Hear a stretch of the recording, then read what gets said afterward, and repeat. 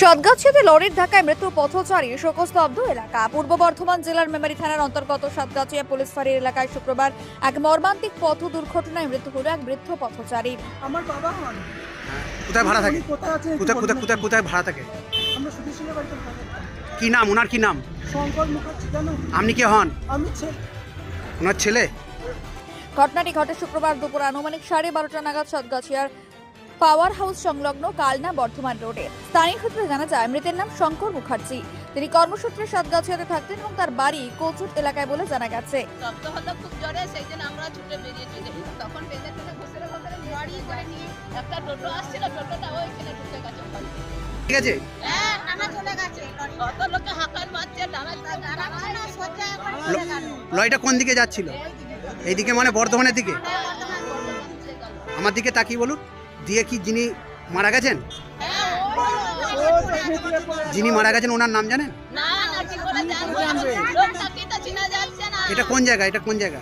এটা হারবান্দি, সাতগেছে হারবান্দি।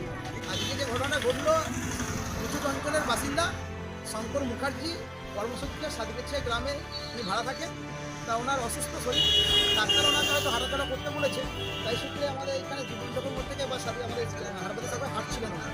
তা পেছন থেকে একটি লরি এসে ওনাকে ঝড়ে ধাক্কা মারে এবং 100 মিটার পিছিয়ে নিয়ে আসে। লরিটা কোন দিক থেকে আসছিল? কাল্লা থেকে বর্ধমান দিকে যাচ্ছে। আর যিনি আহত হয়েছেন বা মারা গেছেন উনি কোন দিকে যাচ্ছেন? উনি আসছিল হচ্ছে যে উনি কাল্লার দিকে, মানে বর্ধমান দিকে মনে হয় মুখ ছিল।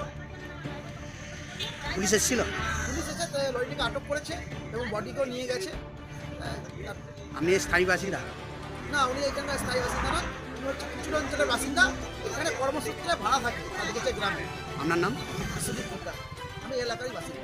ধন্যবাদ। এদিন তিনি কালনার দিক থেকে বর্ধমানের দিকে হেঁটে যাচ্ছিলেন। সে সময় কালনার দিক থেকে বর্ধমানগামী একটি দ্রুতগতির লরি তাকে ধাক্কা দেয়। ঘটনাস্থলে তার মৃত্যু হয় বলে জানা যায়।